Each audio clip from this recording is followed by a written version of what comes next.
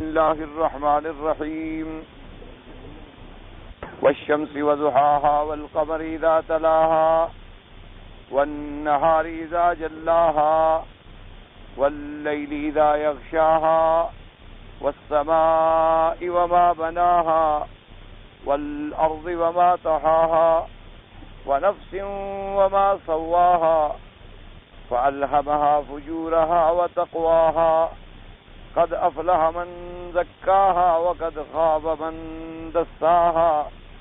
قال المؤلف والمفسر رحمه الله تعالى: أدام النفع بعلومه وعلومكم في الدارين آمين، إلى أن قال.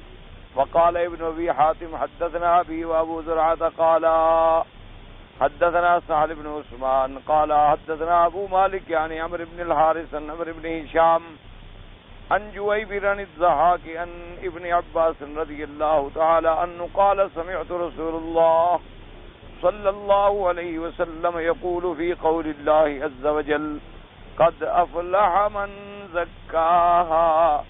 قال النبي صلى الله عليه وسلم: أفلحت نفس زكاها الله عز وجل. رواه ابن أبي حاتم من حديث أبي مالك به. وجويبر هذا هو ابن سعيد متروك الحديث والضحاك لم يلق ابن عباس.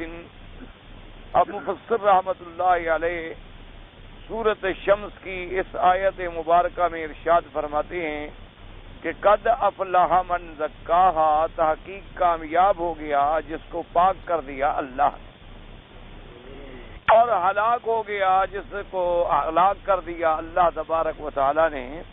اب اس پر وہ اپنے دلائل کا ذکر فرما رہے ہیں۔ یعنی ایک ترجمہ تو جیسے آپ نے یہ پڑھا تھا کہ قد افلح من زکاہا، مانا یعنی من زکا نفسہ، جس نے پاک کیا اپنے نفس کو، جس نے پاک کیا اپنے نفس کو، یعنی پاک کیا مانا بطاعت اللہ عز وجل، اللہ کی اطاعت اور فرما برداری میں آ کر اس نے اپنے نفس کو پاک کر لیا، اور ہلاک ہو گیا جس نے خراب کیا نافرمانی میں۔ تو ایک ترجمہ مبارک جو تھا وہ یہ تھا جیسے کہ آپ نے پہلے پڑھا تھا، اور اسی طرح ایک ترجمہ دوسرا بھی مفسر رحمت اللہ علیہ نے پیش فرمایا تھا کہ قد افلح من زکاہا وقد خاب من دساہا، یعنی قد افلح من زکی اللہ نفسہ، تحقیق کامیاب وہ ہو گیا جس کے نفس کو اللہ نے پاک کر دیا۔ تو اب دونوں میں ذرا فرق سمجھیں۔ ایک فرق یہ تھا کہ جس نے اپنے نفس کو خود پاک کیا، اور ایک یہ ہے کہ جس کے نفس کو اللہ نے پاک کیا۔ اچھا، اب ان دونوں ترجمے میں اگر غور کریں گے تو بات ایک ہی ہے، دونوں میں اگر آپ غور کریں تو بات ایک سمجھ آئے گی۔ کیوں؟ مثلا جس نے اپنے نفس کو اللہ کی طاعت میں پاک کیا تو طاعت کرنے کی توفیق ہی کس نے دی؟ اللہ نے دی۔ اگر اللہ توفیق ہی نہ دیتے اس کو طاعت کرنے کی تو وہ طاعت کیسے اختیار کرتا؟ جیسے کہ بڑا مشہور قول مبارک ہے حضرت داؤد علیہ السلام کا، حضرت اللہ کے پیغمبر کا، کہ جب اللہ نے انہیں حکم دیا کہ اعملوا آل داؤد شکرا، اللہ نے حکم دیا کہ آل داؤد میرا شکر ادا کرو، تو داؤد علیہ السلام ماشاءاللہ اتنے شاکر تھے، اتنے ذاکر تھے، اتنے عابد تھے، اللہ کی تسبیح میں اتنی مشغول رہتے تھے، اور اللہ نے ان کو ایک بڑا معجزہ عظیمہ بھی عطا فرمایا تھا کہ جب وہ تسبیح فرماتے تو اللہ کے پہاڑ بھی ان کے ساتھ تسبیح ہے، اور اسی طرح جب وہ تسبیح فرماتے تو پرندے اڑتے ہوئے بھی رک جاتے۔ اللہ نے ان کو ماشاءاللہ ایک تو ایسی آواز عطا فرمائی تھی، ایسی آواز عطا فرمائی تھی کہ آپ کی آواز میں اتنا اثر تھا، اتنا درد تھا، اتنی کشش تھی کہ انسان تو خیر کیا چیز ہے، یعنی اڑتے ہوئے پرندے جب رک جائیں۔ اسی لیے حضور صلی اللہ علیہ وسلم نے جب اپنے ایک صحابی کا قرآن پاک سنا تو آپ کو بڑا پسند آیا قرآن پڑھنا، تو آپ نے فرمایا قد اوتیت من مزامیر آل داؤد، آپ نے فرمایا بھی اللہ نے تم کو بھی داؤد علیہ السلام والی آواز کا درد دیا ہے۔ تو اس نے عرض کیا حضور آپ نے میرا قرآن سنا تھا؟ تو آپ نے فرمایا ہاں میں گزرا تو تم پڑھ رہے تھے، اس نے کہا حضور مجھے تو واللہ اس کا علم نہیں تھا کہ آج میرا آقا میرا قرآن سن رہے ہیں، اگر مجھے پتا ہوتا کہ آپ سن رہے ہیں تو حبرتہ تحبیرا، میں تو اور اس کو بنا بنا کے سنوار کے پڑھتا، میں تو ویسے ہی اپنے خیال میں پڑھ رہا تھا۔ تو بہرحال آپ کے آواز مبارک میں ایک خصوصی اللہ تبارک و تعالی نے درد اور ایک اثر عطا فرمایا تھا۔ تو اب آپ نے اپنی زندگی میں ایک ایسا انتظام کر دیا تھا کہ اپنے خاندان میں پورے 24 گھنٹے جو تھے تقسیم کر دی حضرت داؤد علیہ السلام۔ کیوں ایک آدمی کے لیے 24 گھنٹے عبادت کرنا بھی بڑا مشکل امر ہے، تو آپ نے ایسے تقسیم فرما دیا کہ بھئی 1 گھنٹہ تم نے کرنا ہے، اور اس کے بعد انہوں نے عبادت کرنی ہے، اس کے بعد انہوں نے عبادت کرنی ہے، اس کے بعد انہوں نے عبادت کرنی ہے، تاکہ 24 گھنٹے میں کوئی ایسا وقت بھی نہ ہو کہ جب داؤد علیہ السلام کا خاندان کا کوئی بندہ اللہ کے ذکر میں مشغول نہ ہو۔ اور اس کے بعد جب اتنی کثرت سے ذکر کیا تو ایک دن اپنے اللہ کے درگاہ میں عرض کیا کہ یا اللہ، آپ نے جو مجھے حکم دیا ہے کہ میرا شکر ادا کرو، تو وتوفیق الشکر منک یا اللہ، اور یہ شکر کی توفیق جو ہے یہ بھی تو آپ دیتے ہیں تو کوئی شکر کرتا ہے، تو پھر میں کیسے شکر ادا کروں؟ کس نعمت کا میں شکر ادا کروں؟ آپ نے مثلا شکر کرنے کی توفیق دی، اس کا میں شکر کروں، پھر آپ نے توفیق دی، تو یہ تو ایسی بات ہے کہ میں عاجز ہوں، آپ کا شکر ادا کر ہی نہیں سکتا۔ تو اللہ نے فرمایا الآن شکرت یا داؤد، اللہ نے فرمایا کہ داؤد علیہ السلام اب تم نے میرا شکر کیا ہے۔ صحیح معنوں میں شکر ہی یہی ہے کہ بندہ کرے بھی اور کہے میں عاجز ہوں، میرا شکر کیا ہے۔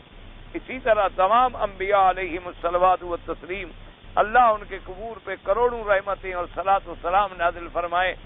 آپ نے دیکھا ہے کہ حضرت اسماعیل اور سیدنا ابراہیم علیہ السلام نے جب اللہ کا کعبہ بنا دیا تو بنانے کے بعد کیا کہا کہ ربنا تقبل، یا اللہ ہم نے آپ کے حکم کی تعمیل کر دی ہے، قبول فرمائے۔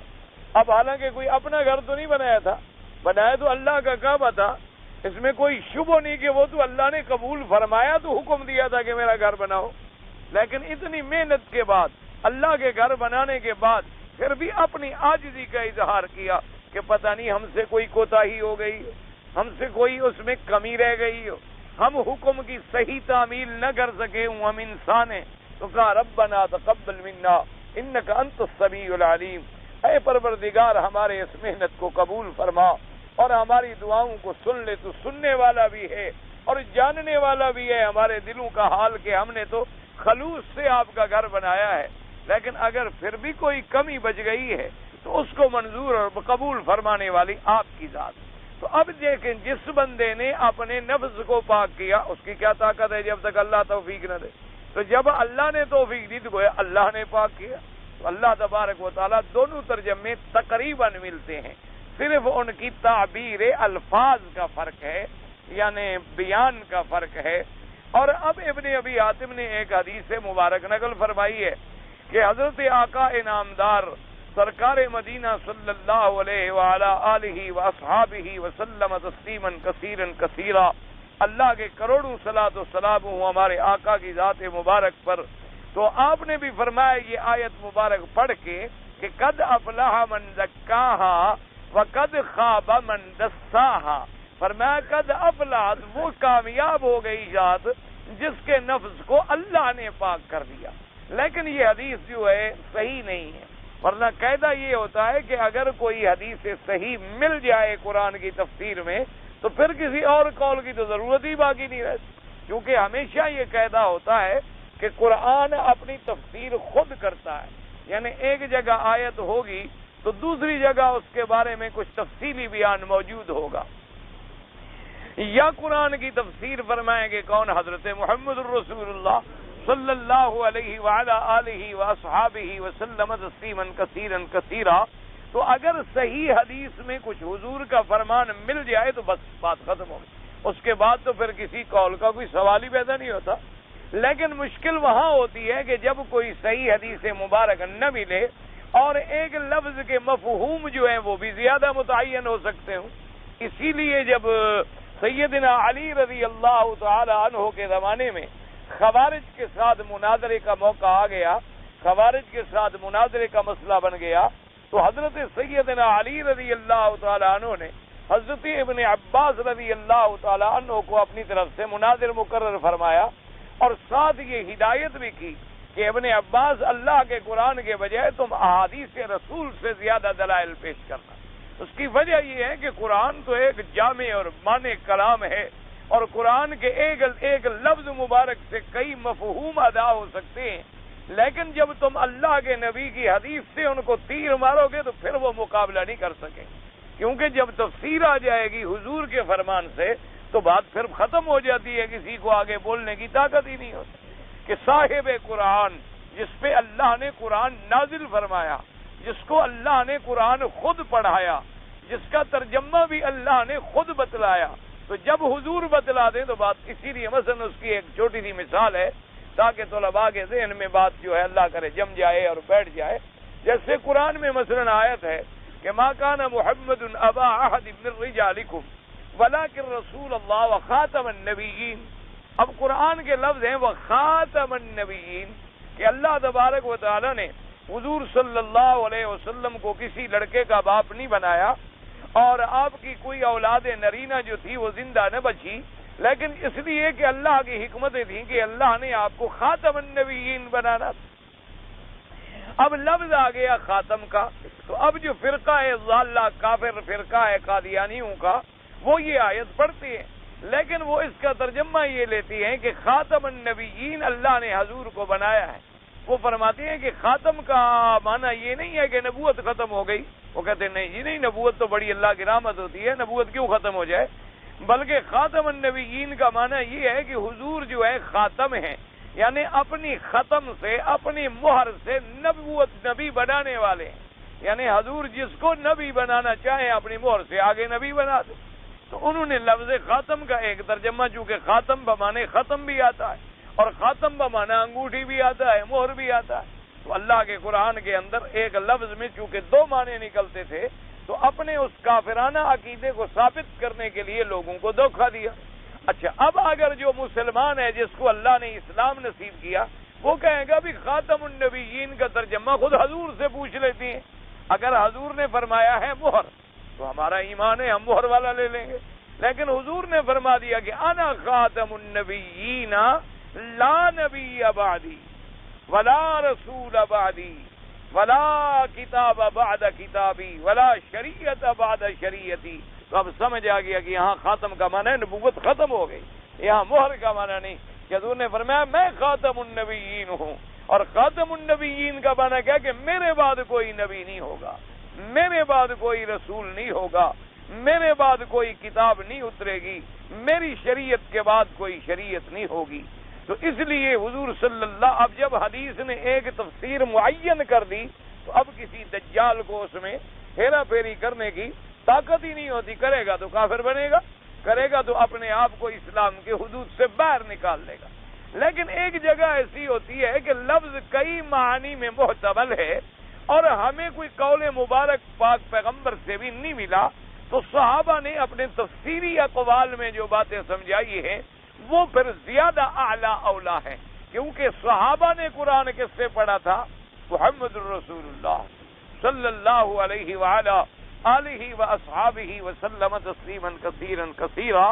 تو اب جو بات انہوں نے سمجھی ہوگی، ہم 1400 سال بعد تو ٹھیک سوال نہیں پیدا ہوتا۔ یہی وجہ ہوتی ہے نا کہ بھی اب فقہ میں مثلا ہم کوئی مسئلہ دیکھتے ہیں، ابھی امام ابو حنیفہ رحمۃ اللہ علیہ اس میں کیا فرماتے ہیں، ابھی امام شافعی رحمۃ اللہ علیہ کیا فرماتے ہیں، امام احمد بن حنبل رحمۃ اللہ علیہ کیا فرماتے ہیں، امام مالک رحمۃ اللہ علیہ کیا فرماتے ہیں۔ اس کی وجہ کیا ہے؟ وجہ یہی ہوتی ہے کہ بھی ان کا زمانہ جو ہے وہ اقرب ہے الی زمان رسول اللہ صلی اللہ علیہ وسلم، حضور کے زمانے کے قریب ان کا زمانہ، اور پھر وہ زمانہ خیر کا زمانہ، وہ زمانہ علم کا زمانہ ہے، وہ زمانہ دیانت امانت کا زمانہ ہے، وہ زمانہ تقوی پرہیزگاری کا زمانہ ہے۔ جوں جوں ہم حضور سے دور ہوتے گئے، ثم یفشل الکذب، حضور نے فرمایا پھر جھوٹ پھیل پڑے گا، لوگوں کے اندر دیانت امانت ختم ہو جائے گی۔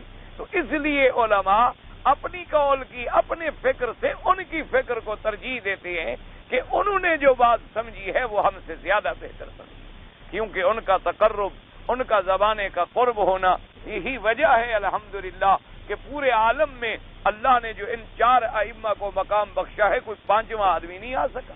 یعنی آپ اندازہ فرمائیں کہ اللہ نے کتنا بڑا مقام عطا فرمایا کہ آج 1400 سال گزر گئے ہیں، لیکن جو مرتبہ اللہ نے اس ائمہ اربعہ کو عطا فرما دیا پھر کوئی 5واں آدمی میدان میں آ ہی نہیں سکا. خدا کی شان. اب حالانکہ دیکھیں امام بخاری رحمت اللہ علیہ کتنا بڑا آدمی ہے، اللہ اس کی قبر پہ کروڑوں رحمتیں فرمائے. اللہ تبارک و تعالی ان کے درجات کو اور بلند فرمائے کہ جن کی زندگی خدمت حدیث پاک میں گزر گئی. اتنا بڑا جلیل القدر آدمی، لیکن کوئی فقہی مسئلہ آ جائے تو ان کے جو سب سے زیادہ عزیز ترین شاگرد ہیں امام ترمذی رحمت اللہ علیہ، انہوں نے بھی اپنی کتابوں میں امام صاحب سے کوئی فقہی مسئلہ نہیں لیا. امام صاحب سے انہوں نے حدیث کے بارے میں تو تحقیق لے لی کہ بھئی یہ حدیث مبارک صحیح ہے یا نہیں ہے، اس راوی کا کیا حال ہے، اس حدیث کا کیا مرتبہ ہے، یہ تو انہوں نے لے لیا. لیکن جہاں کوئی فقہی مسئلہ آیا امام ترمذی نے ان سے نہیں لیا، یا لیا امام شافعی سے، یا لیا امام ابو حنیفہ سے، یا اور ائمہ سے لیا. اس سے انہوں نے اشارہ کیا کہ میرے استاد کا حدیث میں بہت بڑا پایا مرتبہ ہے، لیکن فقہ میں ان کو وہ مقام نہیں ملا جو باقی ائمہ کو ملا. تو یہ اللہ تبارک و تعالیٰ کی دین اور عطا ہوتی ہے. اللہ تبارک و تعالیٰ جس کو عطا فرمائے. اسی طرح خود امام بخاری رحمت اللہ علیہ، حالانکہ خود وہ مجتہد ہیں رحمت اللہ علیہ، وہ تو مجتہد کے درجے میں ہیں، لیکن بہت سارے مسائل میں آپ نے امام شافعی رحمت اللہ علیہ کے مسائل کو بھی دیا.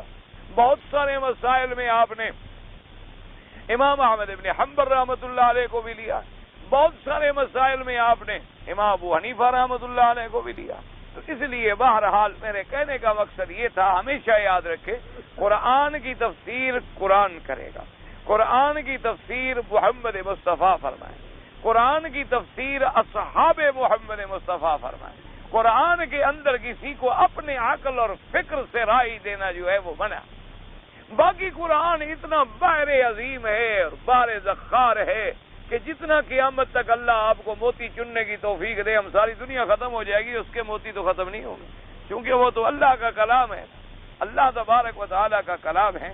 تو اس لیے مفسر نے فرمایا یہ حدیث تو آ گئی ہے، لیکن جویبر جو راوی ہے اس کے اندر وہ متروک ہے، اس کا کوئی مرتبہ نہیں. پھر جویبر نے کہا ہے جویبر عن الضحاک، حالانکہ جویبر کا ضحاک کے ساتھ لقاء ہی نہیں، یعنی ان کی ملاقات ہی نہیں. تو جب اس کا لقاء ہی نہیں ہے تو عن سے روایت کیسے کر رہا ہے؟ تو اس لیے انہوں نے فرمایا کہ جویبر جو ہے یہ متروک ہے. اور پھر جویبر انہ لم یلق الضحاک، یہی تو محدثین کا کمال ہوتا ہے کہ وہ ایک ایک بات پہ نظر رکھتے ہیں کہ اس کے راوی کا کیا حال ہے. جیسے کہ لکھتے ہیں کہ امام بخاری رحمت اللہ علیہ اپنے ایک استاد کی خدمت میں بیٹھے تھے، شاید حاشد ابن اسماعیل ان کے استاد کا نام ہے، جہاں تک مجھے یاد پڑتا ہے، اللہ کرے میں غلطی نہ کر رہا ہوں. بہرحال ان کے استاد سے ان کی خدمت میں بیٹھے تھے، تو انہوں نے ایک حدیث مبارک استاد نے پڑھی، ایک سند مبارک پڑھی. انہوں نے کہا عن ابی الزبیر عن ابراہیم. تو امام بخاری رحمت اللہ علیہ کی عمر اس وقت تقریباً کوئی 12 سال یا 14 سال کے قریب تھی، اس سے زیادہ عمر نہیں تھی آپ. تو حضرت امام بخاری رحمت اللہ علیہ نے بڑے ادب سے اپنے استاد کی خدمت میں عرض کیا کہ حضرت آپ نے سند کیسے پڑھی ہے؟ تو انہوں نے فرمایا عن ابی الزبیر عن ابراہیم. فرمایا ابی الزبیر لم یروی عن ابراہیم. انہوں نے کہا استاد ابی الزبیر نے ابراہیم سے کبھی روایت ہی نہیں. استاد کو غصہ آیا، استاد نے پھر پڑھا عن ابی الزبیر عن ابراہیم. امام بخاری نے فرمایا ابی الزبیر لم یروی عن ابراہیم. ابی الزبیر نے کبھی ابراہیم سے روایت ہی نہیں کی، تو آپ کیسے فرما رہے ہیں ابی الزبیر عن ابراہیم؟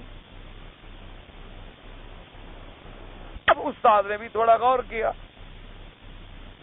تو استاد نے پوچھا کہ اچھا تو پھر سند کیسے ہو سکتی ہے؟ انہوں نے کہا استاد آپ کو غلطی لگ رہی، ابی الزبیر نہیں ہے، یہ ہے الزبیر ابن عدی عن ابراہیم. وہ الزبیر ہے، آپ ابی الزبیر فرما رہے ہیں. جس نے ابراہیم سے روایت نقل کی ہے وہ الزبیر ہے، اور الزبیر ابن عدی ہے، وہ اس نے روایت کی ہے ابراہیم سے. آپ کر رہے ہیں عن ابی الزبیر عن ابراہیم. استاد نے کہا ٹھہرو، میرے پاس یہ سند جو ہے کتاب میں مخطوطے میں لکھی ہوئی ہے، میں اصل کتاب لاتا ہوں تاکہ تسلی ہو جائے۔ تو آپ گھر تشریف لے گئے اور اصل مقصودہ لے آئے تو اس میں دیکھا تو وہی بات تھی جو امام بخاری نے کہی۔ تو استاد نے بلایا اور بڑا پیار کیا اور بوسہ دیا، فرمایا انشاءاللہ ایک وقت آئے گا کہ اللہ آپ کو حدیث کا امام بنائے۔ تو باقی الحمدللہ وہ حدیث کے امام بنے، اللہ ان کی قبر پہ کروڑوں رحمتیں فرمائے۔ تو یہ وسعت نظر تھی محدثین کی رحمت اللہ علیہم اجمعین، اللہ ان کی قبروں پہ کروڑوں رحمتیں فرمائے۔ اسی وجہ سے آج کل لوگ ہوتے ہیں نا جو نئے نئے مفسر بنے ہیں، جنہوں نے نئی نئی تفسیریں لکھی ہیں، انگریزی میں، کسی نے اردو میں، کسی نے کسی زبان میں، اور ان میں جن لوگوں کا علم کا پایا بلند نہیں تھا ان سے غلطیاں ہو گئی، اس لیے کہ ان کا مقام علم تو تھا، ان کا تو مطالعہ تھا، مطالعے کے ساتھ انہوں نے قرآن کو سمجھنے کی تو کوشش کی، لیکن بھی رجال کا علم ہوتا، نحو کا علم ہوتا، قواعد کا علم ہوتا، اصول تفسیر کا علم ہوتا، اصول حدیث کا علم ہوتا، تو جب ایک اردو دان طبقہ وہ تفسیر پڑھے گا اش کر اٹھے گا، کیوں جناب ماشاءاللہ کیسی تفسیر لکھی ہے۔ جب عالم پڑھے گا وہ کہے گا یار یہ کیا اس نے لکھ مارا ہے، کیسا آدمی ہے، اس نے کیا لکھ دیا ہے۔ اللہ کے بندے کو تو یہ پتہ بھی نہیں لگا کہ میں کہاں کی بات کہاں کر رہا ہوں۔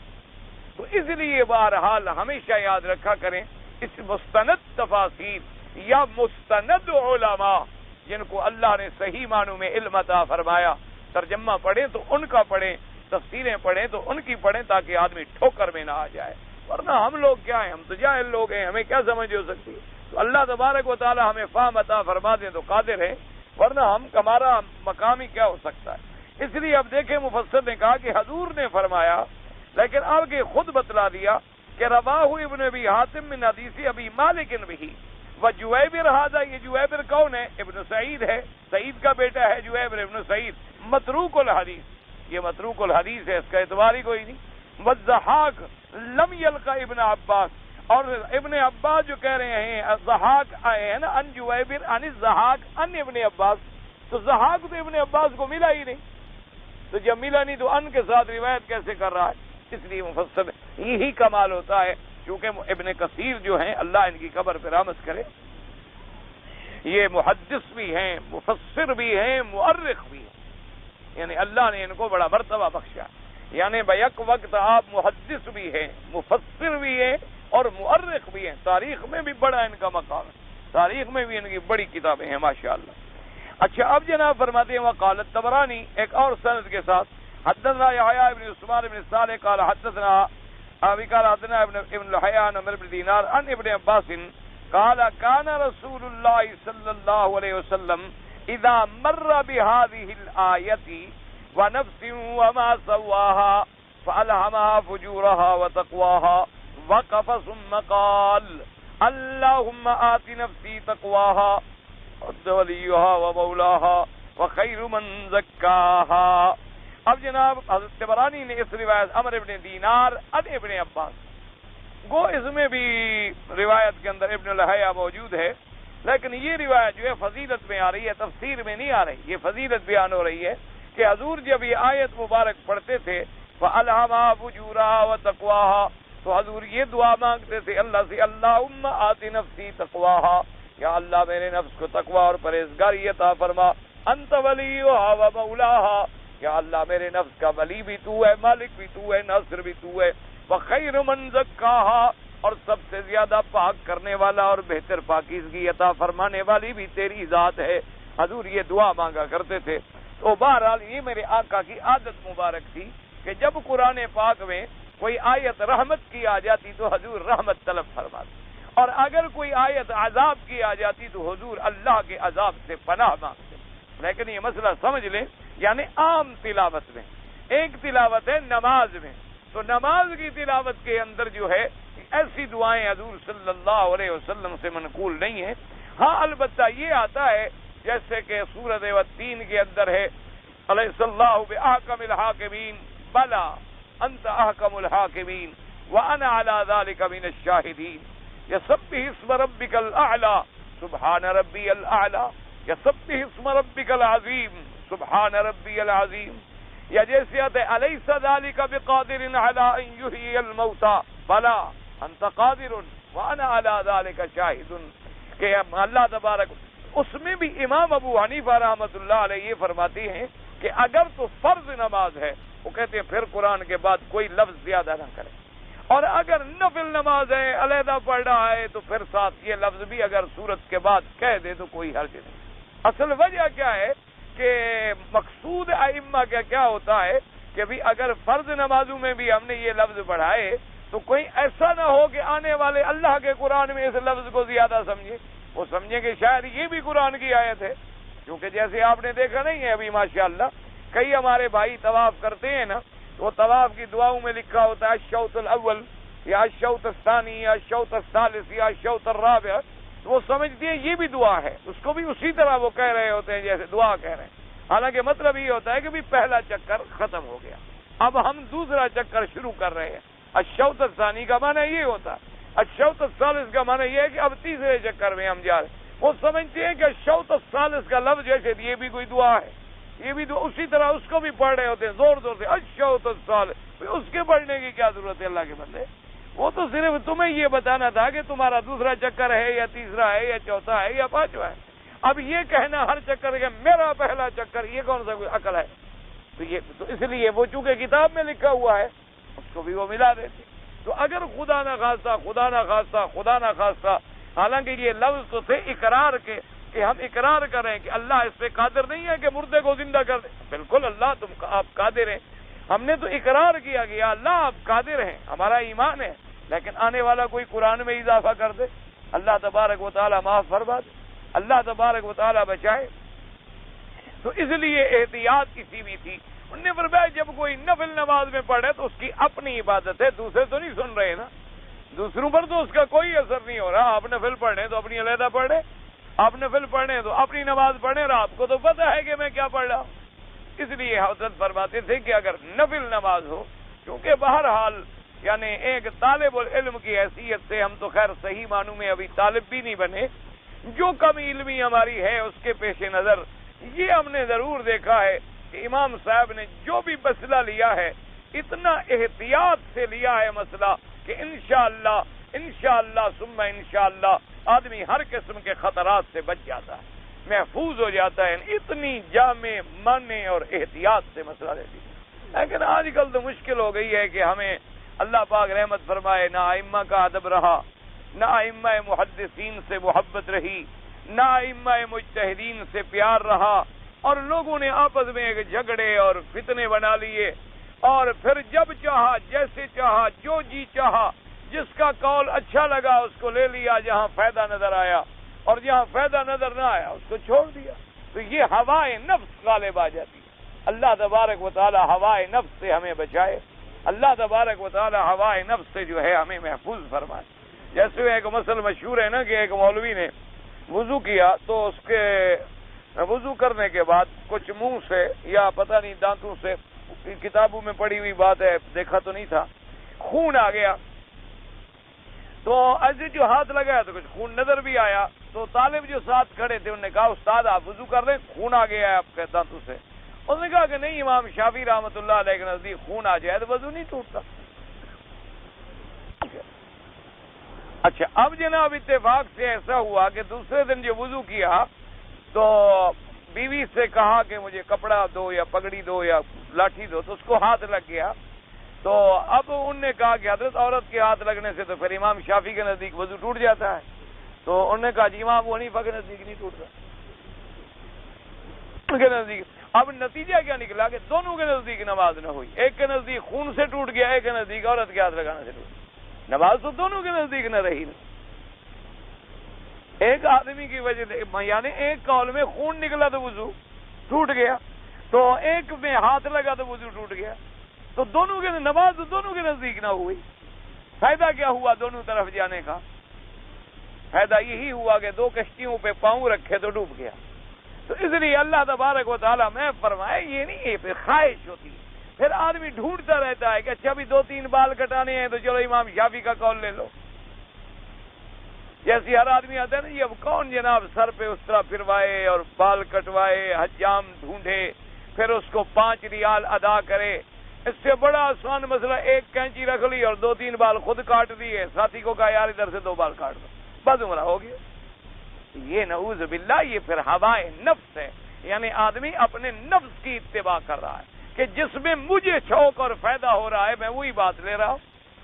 حالانکہ بھئی ائمہ جمہور ایک طرف موجود ہیں اور پھر حضور کا عمل ایک طرف موجود ہے کہ حضور کو اپنے بال مبارک بڑے محبوب تھے، حضور پاک کو بالوں سے بڑی محبت تھی، حضور صلی اللہ علیہ وسلم نے ساری زندگی بال مبارک رکھے، لیکن حج پہ تشریف لے آئے تو اس طرح پھروا، عمرے پہ تشریف لے آئے تو اس طرح پھروا۔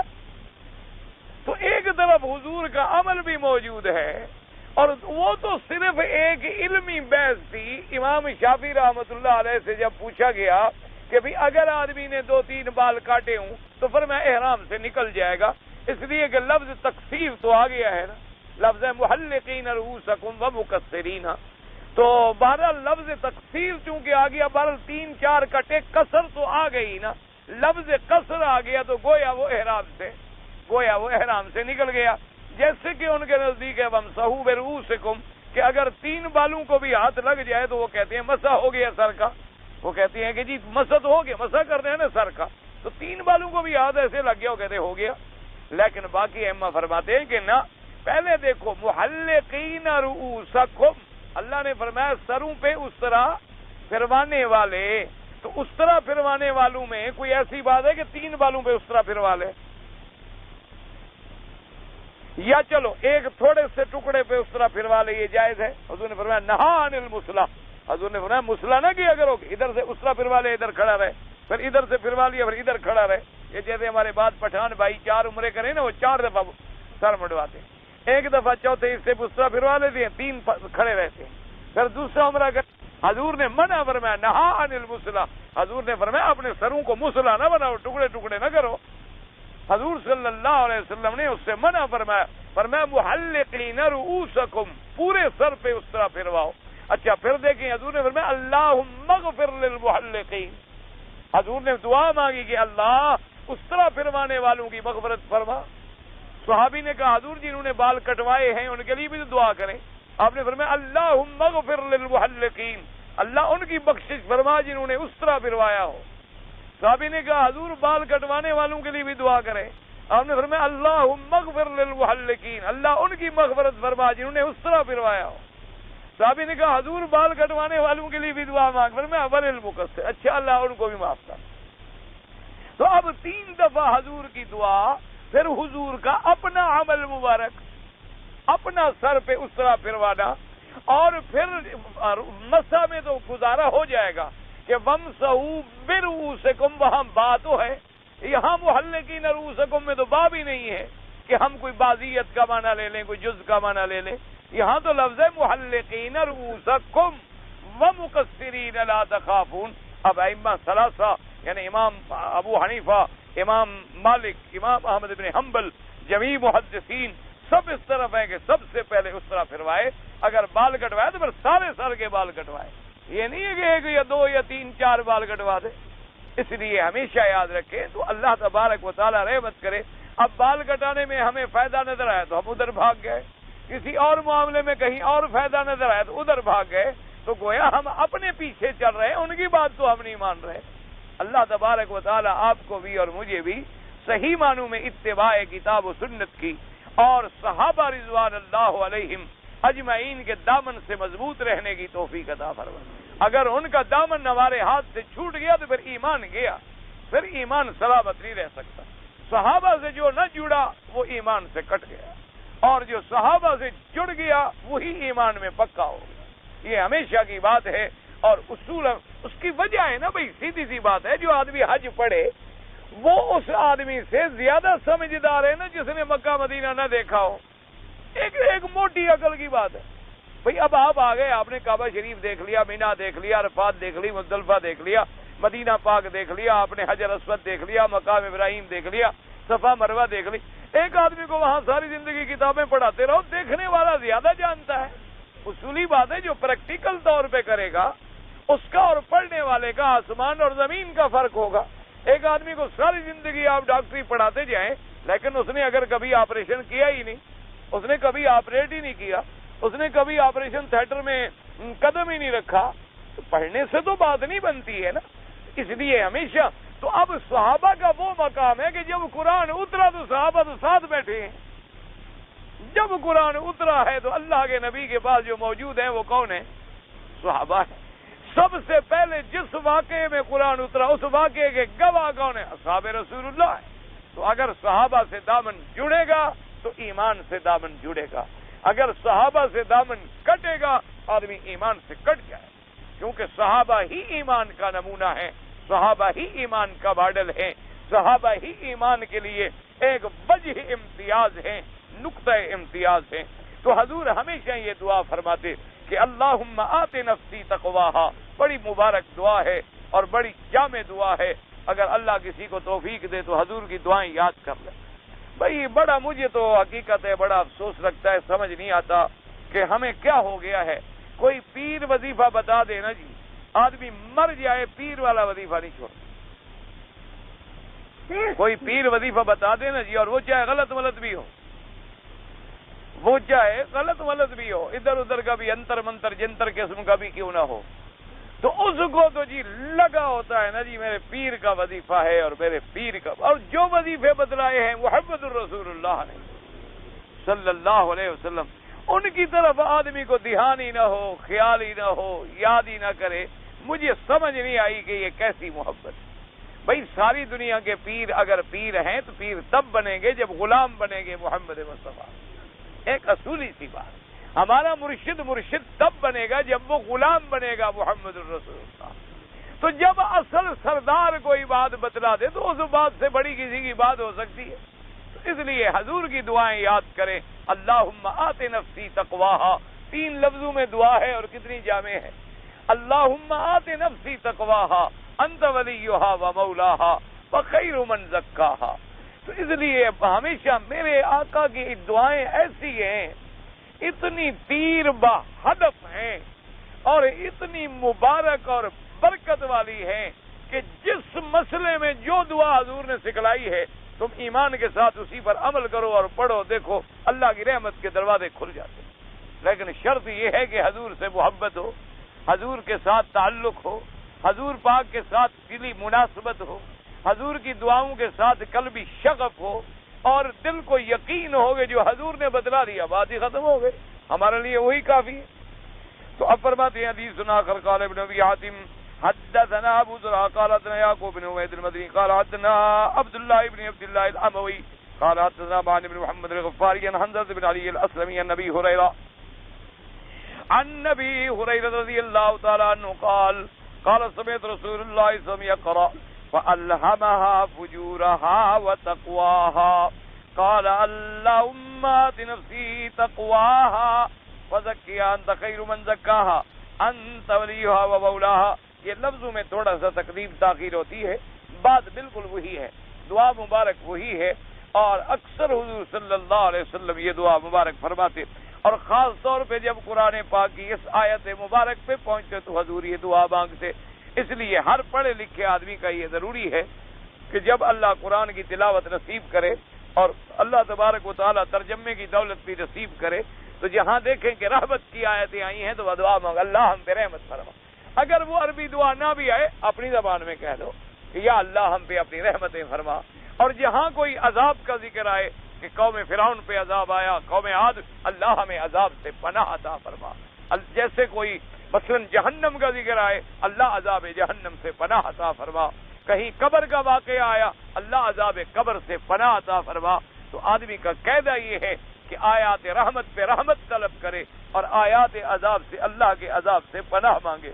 لیکن یہ باتیں تب ہوں گی جب ہم قرآن کو پورے تدبر سے، تفکر سے، غور سے اللہ کے قرآن میں غور کریں گے، فکر کریں گے اور قرآن کو سمجھیں گے اور پڑھیں گے. ایک ہوتا ہے پہلے تو قرآن اللہ رحمت کرے ہمارے یہاں تقریباً اللہ معاف فرمائے 100 میں سے میرا جو اندازہ ہے 80% لوگ تو قرآن ہی غلط پڑھتے، 20% ہوں گے جو صحیح پڑھتے، اور 20% میں میرا اندازہ ہے کہ ترجمہ تو شاید 5% کو بھی نہیں آتا ہوگا. تو ہمارے ہاں تو کوئی ذوق نہیں رہا نا، اللہ کے قرآن سے تعلق نہیں رہا. بس ہم نے یہ سمجھا ہے کہ ایک برکت والی کتاب ہے ہمارے گھر میں رکھی رہے بس، یا کبھی کوئی قسم اٹھانی ہوگی تو قرآن پہ ہاتھ رکھ لیں گے، یا کبھی کوئی مر جائے گا تو قرآن شریف اوپر پھرائیں گے اور نیچے مردے کو فائدہ ہو جائے گا. زندگی میں فائدہ نہیں پہنچایا، نہ زندگی میں اس نے کبھی قرآن کو ہاتھ لگایا. اب جب شریف آدمی مر گیا تو اب قرآن لے آئے گا. اور بعض لوگ تو ایسے جاہل ہیں قرآن ساتھ دفن کر دیتے. انا للہ و انا الیہ راجعون. اور بعض لوگوں کو ہم نے یہ دیکھا اتنی بری رسمیں ہیں کہ ایسے کپڑا پکڑ لیتے ہیں جی، ایسے آدمی کپڑا پکڑ کے کھڑے ہو جاتے ہیں، پورا راستہ بنا لیتے ہیں نا گزرنے کا، تو کپڑے پکڑ کے ایسے کھڑے ہو جائیں، اس کے اوپر قرآن شریف رکھ دیں گے اور نیچے سے اس کو گزاریں گے دولہا کو دلہن کہ قرآن کی برکت ہو رہی ہے. اور اوپر سے قرآن لعنت کر رہا ہے کہ انہوں نے مجھے کبھی پڑھا تو ہے نہیں. جو قرآن ان کے اوپر اٹھایا ہوا ہے وہ اللہ کا قرآن لعنت بھیج رہا ہوتا ہے کہ انہوں نے کبھی مجھے پڑھا ہی نہیں، کبھی مجھ پر عمل ہی نہیں کیا، تو آج میں ان کی حفاظت کے لیے آ گیا ہوں. تو یہ ہمارے یہاں بدعات ہیں، رسمیں. اور بعض لوگ علاقوں میں ہمارے ایک اور رسم ہے، وہ قرآن تو نہیں رکھتے لیکن ایک کچی اینٹ لے لیتی ہیں. کچی اینٹ ہوتی ہے نا، یہ اینٹیں پکی ہوتی ہیں، کچی ہوتی ہے مٹی کی، اس کے اوپر پتہ نہیں کیا لکھتے ہیں، اللہ بچائے، ہم نے تو دیکھا نہیں کبھی. سنا ہے کہ قرآن کی کوئی آیت لکھتے ہیں یا کلمہ شریف لکھتے ہیں، وہ مردے کے سینے پہ رکھ کے دفن کر دیتے. اور بعض لوگ مہربانی کرتے ہیں کہ چلو مردہ ہے بیچارہ اور اینٹوں کا بوجھ نہ اٹھائے، وہ اوپر والی کافی ہیں جو قبر میں رکھیں گے، تو وہ یہ کرتے ہیں کہ کفن پہ لکھ دیتے ہیں قلم کے ساتھ یا سیاہی کے ساتھ، کفن پہ اوپر لا الہ الا اللہ محمد الرسول اللہ. یہ تمام بدعات ہیں، ان کا دین سے کوئی تعلق نہیں. ہمیشہ بات یاد دیکھو، ایک موٹی مثال سمجھ لو، اگر رام چندر مر جائے، ہم اس کی قبر پہ کلمہ شریف لکھ دیں سونے سے، تو مسلمان ہو جائے گا؟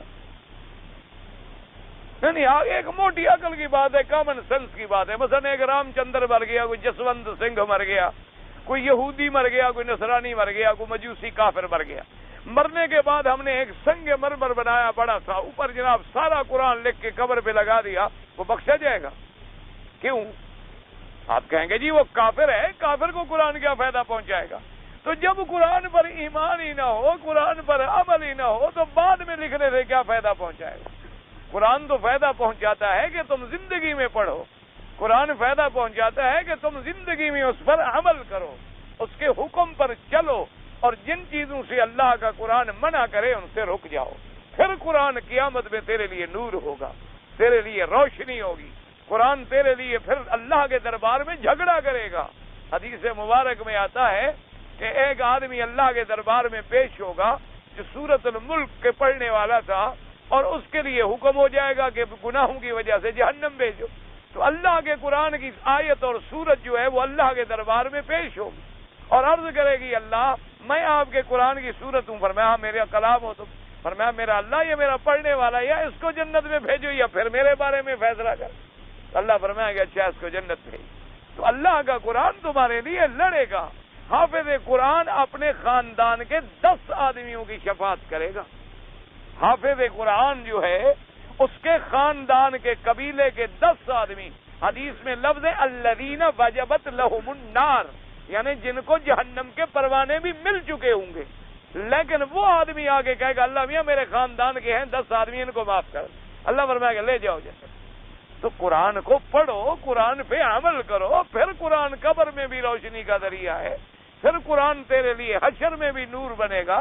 لیکن جب ہم قرآن کو پڑھیں ہی نہ، قرآن پہ کبھی عمل ہی نہ کریں، قرآن کو ہم نے اتنا اونچا رکھا ہوا ہے کہ کسی بچے کا ہاتھ بھی نہ پہنچے. اللہ تبارک و تعالی رحمت فرمائے. دعا کریں اللہ مجھے بھی، آپ کو بھی، ہر مسلمان کے دل میں قرآن و حدیث کا جذبہ پیدا کرے.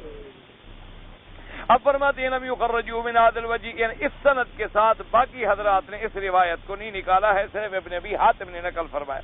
وقال الامام محمد حدثنا وكيع النافع عن ابن عمر عن صالح بن سعيد عائشة رضي الله تعالى عنها انها فقدت النبي صلى الله عليه وسلم من مسجده فلمست بيدها وقد عليه وهو ساجد وهو يقول رب اعطي نفسي تقواها وزكها انت خير من زكاها انت وليها ومولاها تفرد به.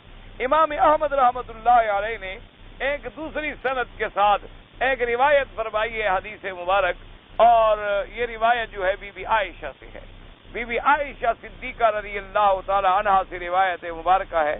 بی بی عائشہ فرماتی ہے کہ میں سوئی ہوئی تھی بستر پہ، میری آنکھ کھلی تو میں نے دیکھا کہ حضور پاک میرے بستر پہ نہیں ہیں.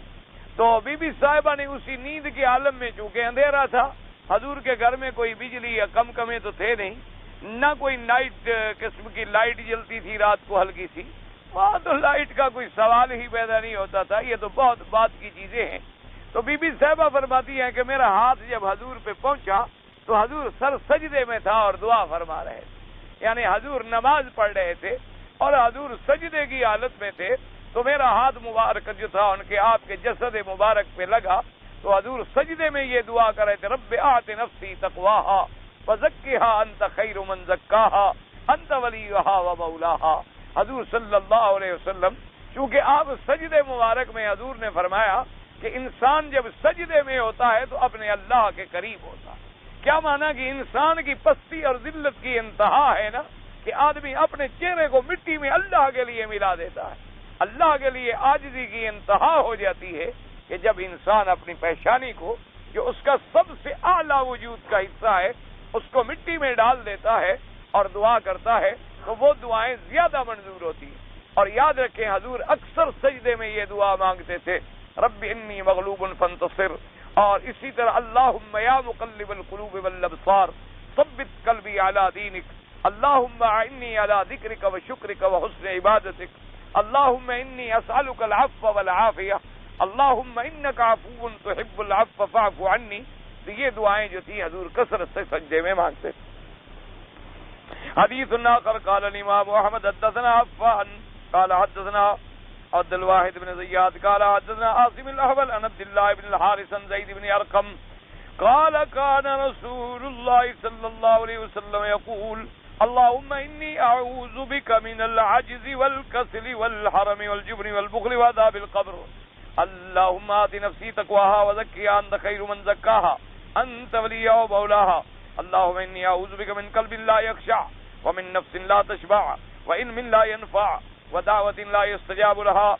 زید بن ارقم فرماتے ہیں کہ میرے آقا حضور یہ دعا مبارک بڑی مانگتے تھے، اللہم انی اعوذ بک من العجز والکسل، یا اللہ ہمیں عاجز نہ بنا، یا اللہ ہمیں ایسا کسلان نہ کر کے تیری عبادت بھی نہ کر سکے، والحرم اور اتنا بڑھاپا جو بالکل لاچار کر دے، والجبن بخل، اور جبن مانا کمزوری، ضعف، بزدلی، جبن کہتے ہیں بزدلی، اور بخل سے پناہ مانگتے، عذاب قبر سے پناہ مانگتے، اور پھر یہ دعا فرماتے اللہم آت نفسی تقواہا، یا اللہ ہمارے ذات کو تقویٰ عطا فرما، اور آپ اس کو بہتر پاک فرمانے والے ہیں، آپ ہی اس کے ولی اور مولا ہیں۔ اللہم انی اعوذ بک من قلب لا یخشع، یا اللہ میں ایسے دل سے پناہ مانگتا ہوں جو تو اس سے ڈرنے والا نہ ہو، وان نفس لا تشبع، اور ایسے نفس سے پناہ مانگتا ہوں جو بھرنے والا نہ ہو کہ جتنا ملے اور ڈالو اور ڈالو اور ڈالو، کیا کنات کرتا ہی نہیں۔ اور فرمایا وعلم لا ينفع، اور ایسے علم سے بھی پناہ مانگتا ہوں جو لوگوں کو نفع نہ پہنچائے، کہ علم تو ہے لیکن گھر میں رکھا ہوا ہے، جیسے کوئی آدمی خوشبو کی عطر کی شیشی لے لے اور بند کر کے رکھ دے تو کیا فائدہ ہوگا، اسی طرح علم بھی جب تک پھیلے نہ اس کا کیا فائدہ ہوگا۔ فرمایا وعلم لا ينفع ودعوت لا يستجاب لها، میرا اللہ میں ایسی دعا سے بھی پناہ مانگتا ہوں جو منظور نہ ہو، کیوں منظور تو تب نہیں ہوگی نا جو حکم کے خلاف ہوگی، ورنہ تو اس کی رحمت کے خزانے خالی تھوڑے ہیں کہ وہ منظور نہ فرمائے۔ ہماری دعائیں تو تب منظور نہیں ہوتی کہ شریعت کے مطابق نہیں ہوتی، تب منظور نہیں ہوتی کہ ہماری زبانیں پاک نہیں ہوتی، تب منظور نہیں ہوتی کہ اندر ہمارے عقل حلال نہیں ہوتا، تب منظور نہیں ہوتی کہ ہماری زبانیں صدق مقال کی عادی نہیں ہوتی۔ قال زید قال رسول اللہ صلی اللہ علیہ وسلم يعلمناهن ونحن نعلمكوهن، ان نے فرمایا کہ اے میرے ساتھیو یہ دعائیں حضور نے ہمیں سکھائی، ہم تمہیں سکھا رہے ہیں، اس لیے حضور کی دعائیں یاد کرو جتنی اللہ توفیق دے۔ رواہ مسلم من حدیث ابی معاویہ عن عاصم الاحول عن عبد الله بن الحارث وابي عثمان النهدي عن زید بن ارقم به، اللہ تبارک و تعالی آپ کو بھی اور مجھے بھی حدیث کی دعائیں جو ہیں یاد فرمائیں۔ یہ میں نے کل عرض کر دیا تھا کہ جو حضرت ابو الدرداء کی حدیث مبارک ہے کہ حضور صلی اللہ علیہ وسلم پر درود پہنچایا جاتا ہے، بالکل صحیح حدیث ہے، میں نے کل ہی بتلا دیا تھا کہ ایک آدمی نے پوچھا جی کہ اگر والدین کی طرف سے میں عمرہ کروں تو ہوگا؟ بالکل ہوگا، اور کہتا ہے کہ ان سے پوچھنے کی بھی ضرورت ہے؟ نہیں، والدین سے پوچھنے کی کوئی ضرورت نہیں ہے۔ والدین ایک طریقہ یاد رکھو، سب سے پہلی بات تو یہ ہے اس مسئلے میں، والدین کی طرف سے آپ حج بھی کر سکتے ہیں، عمرہ بھی کر سکتے ہیں، یا تو والدین نے وصیت کی ہے اور والدین زندہ ہیں، عاجز ہیں، نہیں آ سکتے، آپ کو کہا کر لیں، کوئی شبہ ہی نہیں، یا فوت ہو گئے، وصیت کر گئے اور پیسے بھی چھوڑ گئے، اور اگر پیسے نہیں چھوڑ گئے فرما گئے، بعض علماء نے فرمایا اگر اولاد اپنے پیسے سے بھی تبرعاً کر دے تو ہو سکتا، کہ جیسے کہ ایک حدیث مبارک میں آتا ہے، ایک بی بی نے آقا سے سوال کیا، کہا حضور میرے اماں جو ہے وہ حج نہیں کر سکتی ہیں، بڑی ضعیف ہیں، اونٹنی پہ نہیں بیٹھ سکتی، بوڑھی ہو گئی ہیں، اس زمانے میں اونٹوں کا سفر تھا، تو میں ان کی طرف سے حج ادا کروں؟ آپ نے فرمایا ہاں بالکل ادا کروں۔ اس لیے بہرحال، اور یاد رکھو وہ اولاد وہی بہتر ہوتی ہے جو اپنے والدین کے لیے ایسے کام کریں، کیونکہ حدیث میں آتا ہے کہ ولد صالح یدعو لہ، کہ سب سے بڑی نعمت اور صدقہ جاریہ ہے کہ اللہ اچھی اولاد دے جو والدین کے بعد بھی ان کے لیے دعائیں کرے، والدین کے بعد بھی ان کو یاد رکھے اور ان کے لیے کار خیر کرے، بالکل اللہ ثواب عطا فرماتے ہیں۔ اور حج بدل کا بھی یہی سمجھ لیں، پہلے یہ دیکھا کریں کہ بھی والدین ہمارے امیر تھے یا غریب تھے۔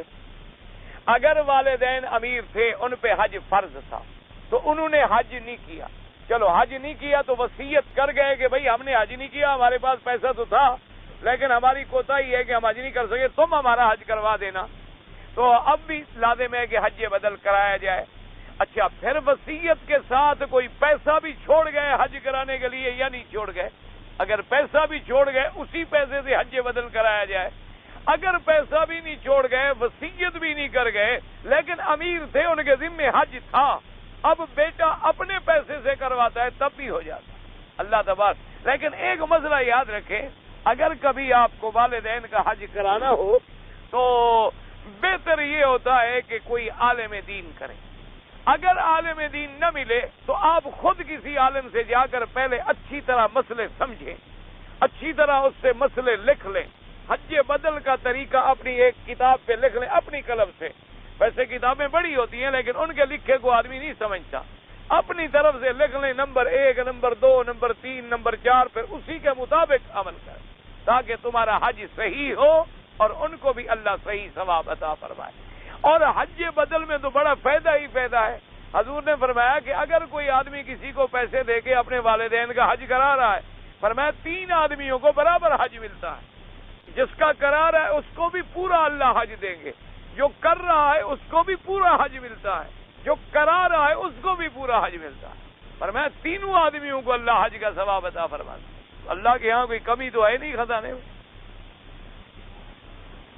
تمام بعض لوگ جو ہیں وہ آمین جو ہیں جارن بولتے ہیں، وہ فرماتے ہیں ہماری دلیل جو ہے زیادہ قوی، اللہ ماشاءاللہ اللہ انہیں بھی خوش رکھے، بالکل ٹھیک کہتے ہیں، کوئی منع نہیں، ہم نے تو کبھی غصہ نہیں کیا۔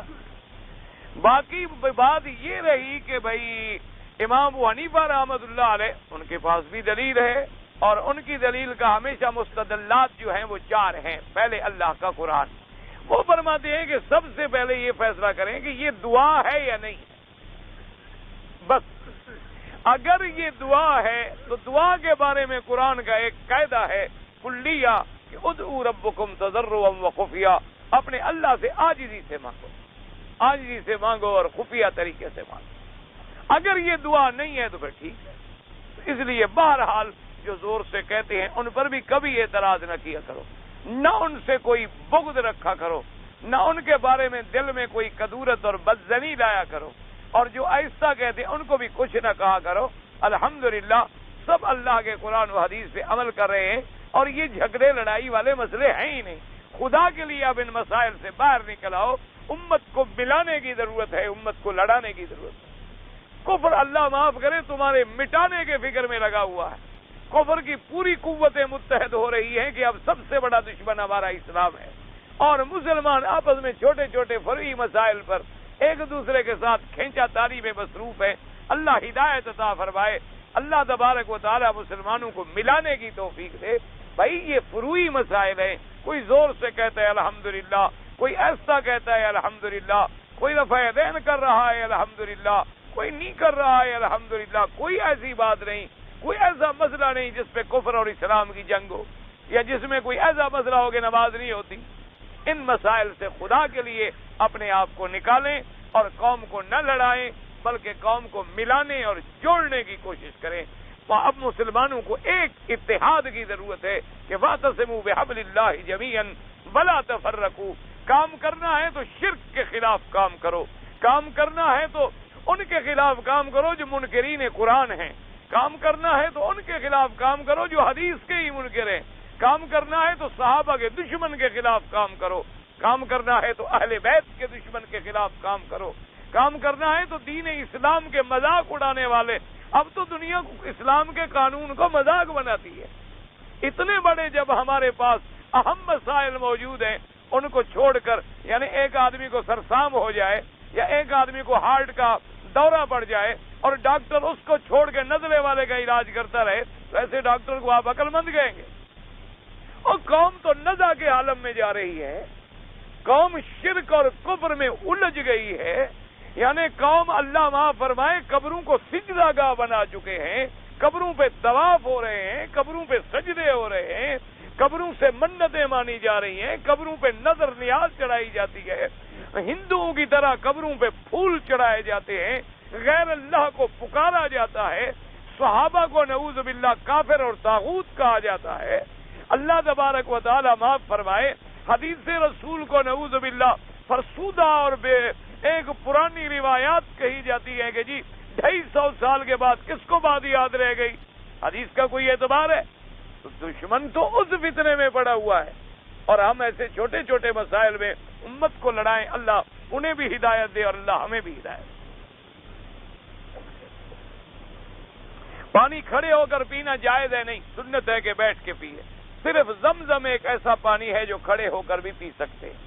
اچھا بعض لوگوں نے یہ مسئلہ بنا لیا ہے، کیا کرے آدمی کس میں مسئلے کو روئے؟ زمزم پینا ہونا جی بیٹھے جو ہوں کھڑے ہو جاتے. یہ کوئی مسئلہ نہیں ہے اللہ کے بندے. ہر پانی پینے کے لیے، کھانے کے لیے بیٹھ کے کھانا، بیٹھ کے پینا جو ہے وہ سنت محمد مصطفیٰ. کھڑے ہو کے کھانا جو ہے یہ خلاف سنت ہے اور سنت ابلیس لعین اور انگریزوں کی سنت ہے. یاد رکھے ہمیشہ بات. بیٹھ کے کھانا، بیٹھ کے پینا جو ہے یہ سنت محمد مصطفیٰ. اب مسئلہ یہ ہے کہ اگر کوئی کھڑا تھا اور کسی نے زمزم کا پانی دے دیا تو کھڑے ہوئے زمزم کا پانی پینا بھی جائز ہے. یہ نہیں کہ بیٹھے ہو تو کھڑے ہو جاؤ، یہ کوئی مسئلہ نہیں. میت کو دفن کرنے کے بعد دعا کرنا، ہاں قبر پر دعا کرنا سنت ہے. حضور نے فرمایا کہ جب آدمی مردوں کو دفن کر لے تو آپ نے فرمایا کہ اب اپنے بھائی کے لیے دعا مانگو کہ اللہ تبارک و تعالیٰ اس کو سوال اور جواب میں ثابت قدم رکھے. تو جہاں دعا مانگنا سنت ہے وہ ہم نے چھوڑ دیا. جنازے کی دعا کے بعد لڑائی ہے. اللہ ہدایت عطا فرمائے. اللہ تبارک و تعالیٰ مسلمانوں پر رحم فرما دے. مزدلفہ پتہ نہیں کیا مجھے نہیں سمجھ آیا. مشعر الحرام میں اللہ نے قرآن میں حکم دیا ہے کہ وہاں اللہ کا ذکر کرو. فاذکروا اللہ عند المشعر الحرام. اس کے بعد بھی کوئی چیز پوچھنے کی ضرورت ہے جو نص قطعی آ جائے؟ بات ختم ہو گئی. حضور پاک نے رفع دین بھی کیا ہے، بالکل ابھی میں نے بتا دیا ہے. وسیلہ اللہ سے سیدھا دعا مانگو. آپ کہتے ہیں کہ کوئی پیر ویر نہیں ہے. میں نے یہ کب کہا ہے آپ کو کہ پیر نہیں؟ کبھی کہا ہے میں؟ او یار اللہ تمہیں بھی ہدایت دے، اللہ مجھے بھی ہدایت دے. او خدا کے بندے، پیر ہے، مرشد ہیں، سب کچھ ہیں، اللہ کے ولی ہیں، ان کے منکر تو کافر ہوتا ہے. ہم یہ کہتے ہیں کہ ولی کی نشانی ہے اتباع محمد مصطفیٰ. بات کو سمجھا کرو. ہم کہتے ہیں پیر مرشد کا معنی کیا ہوتا ہے کہ گمراہوں کو ہدایت کا راستہ دکھلائے. تو راستہ وہی دکھلائے گا جس کو خود بھی تو راستہ آتا ہو نا. وہ مسئلہ تو نہ ہو جائے نا پٹھان والا اس نے گولی لیا، ہندو کو کہا کچھ کلمہ پڑھو، تو اس نے کہا میں ہندو ہوں، پڑھو نہیں گولی مار دوں گا. پٹھان تو ماشاءاللہ مسلمان تو بڑا مضبوط ہے نا. اللہ ان کی مدد فرمائے. اللہ قدم قدم کے افغانستان کے مجاہدین کی امداد کرے. تو یہ ایمان میں تو بڑے پکے ہیں نا. جب اس کو ڈر گیا ہندو، اس نے کہا اچھا ٹھیک ہے کوئی پڑھتا ہے پڑھا، اس نے کہا آتا تو مجھ کو بھی نہیں. اب یہ تو نہ کرو نا خدا کے لیے. بھائی اللہ کے اولیاء برحق ہیں، لیکن ولی کی نشانی کیا ہے کہ صورت میں، سیرت میں، قول میں، فعل میں، عمل میں، اٹھنے میں، بیٹھنے میں، سونے میں، جاگنے میں، پڑھنے میں، پڑھانے میں تصویر ہو حضرت محمد مصطفیٰ۔ سمجھ آ گئی؟ یہ جو دنیا میں تمہارے پیر ہیں نا، کاروباری پیر، گھوڑوں والے پیر، کتوں والے پیر، عورتوں والے پیر، یہ بڑی بڑی مونچھوں والے پیر، داڑھی چٹم اور مونچھیں عظم، یہ میں نہیں مانتا۔ تمہاری جو مرضی آئے فتویٰ لگا دو، ان کو میں پیر نہیں مانتا۔ یہ جب حضور کے غلام نہیں بنتے تو ہم کیوں مانے؟ سیدھی سی بات ہے، ورنہ ہم پیروں کے تو منکر نہیں ہیں، ہمارے اپنے پیر ہیں۔ اگر پہلا طواف مثلا میں نے ختم کر لیا، دوسرا طواف کرنا ہے تو پہلے ملتزم پر جا کر دعا مانگوں پھر شروع؟ کوئی ملتزم پر دعا مانگنا ضروری نہیں، دعا تو دعا ہے، چاہے تم 10 طواف کرو دعا نہ مانگو، نفلیں پڑھو چلے جاؤ گھر۔ دعا مانگنا تو بھائی مستحب معاملہ ہے، اللہ توفیق دے تو سارا دن مانگتے رہو، نہ توفیق ملے تو نہ مانگو۔ کوئی دعا مانگنا طواف کے ساتھ کوئی جز نہیں ہے کہ دعا نہ مانگو تو طواف نہ ہو، یا جیسے ہر طواف کر کے بھاگتے ہیں زمزم پینے کے لیے، کچھ زمزم پینے کا طواف سے کیا تعلق ہے؟ زمزم پینے کا علیحدہ ثواب ہے، دعا مانگنے کا علیحدہ ثواب ہے، طواف کرنے کا علیحدہ ثواب۔ ہر بات کو ذرا سمجھا بھی کریں۔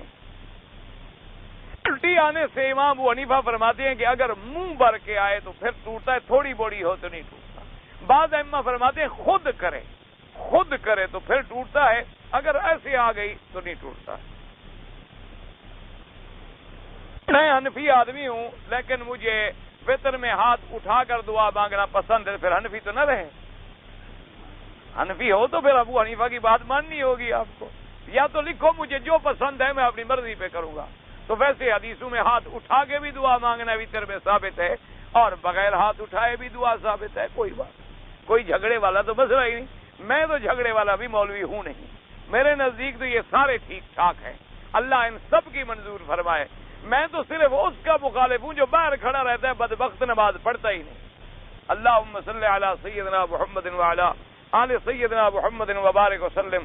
یا اللہ یا رحمان یا رحیم یا حی یا قیوم یا ذی الجلال والاکرام۔ یا اللہ عالم اسلام کو اتحاد نصیب فرما۔ یا اللہ تمام مسلمان ملکوں کو ایک بنا دے۔ یا اللہ مسلمان ملکوں کی عزت کا فیصلہ فرما۔ یا اللہ کفر کی ذلت کا فیصلہ فرما۔ یا الہ العالمین کشمیر اور کابل کی آزادی کا فیصلہ فرما۔ یا اللہ وہاں کلمہ اسلام کا پرچم بلند فرما۔ یا اللہ مجاہدین کی قدم قدم پہ نصرت فرما۔ بیت المقدس کو آزادی نصیب فرما۔ حرمین الشریفین کو قیامت تک ہر فتنے سے محفوظ فرما۔ ہر مسلمان کو حرمین کا ادب نصیب فرما۔ یا اللہ بیماروں کو شفا عطا فرما، بے حیاؤں کو حیا عطا فرما، بے دینوں کو دین عطا فرما، بے اولادوں کو اولاد عطا فرما، جن کی اولاد ہے ان کو صالح بنا، بے روزگاروں کو روزگار عطا فرما، قرض داروں کے قرض عطا فرما، جن کا رزق تنگ ہے ان کے رزق میں برکتیں عطا فرما۔ ہماری ظاہری، باطنی، روحانی، جسمانی، اپنی اولاد کی بیماریاں، پریشانیاں سب دور فرما۔ ربنا آتنا فی الدنیا حسنہ وفی الآخرۃ حسنۃ وقنا عذاب النار۔ سبحان ربک رب العزۃ عما یصفون وسلام علی المرسلین والحمد للہ رب العالمین، آمین برحمتک یا ارحم الراحمین۔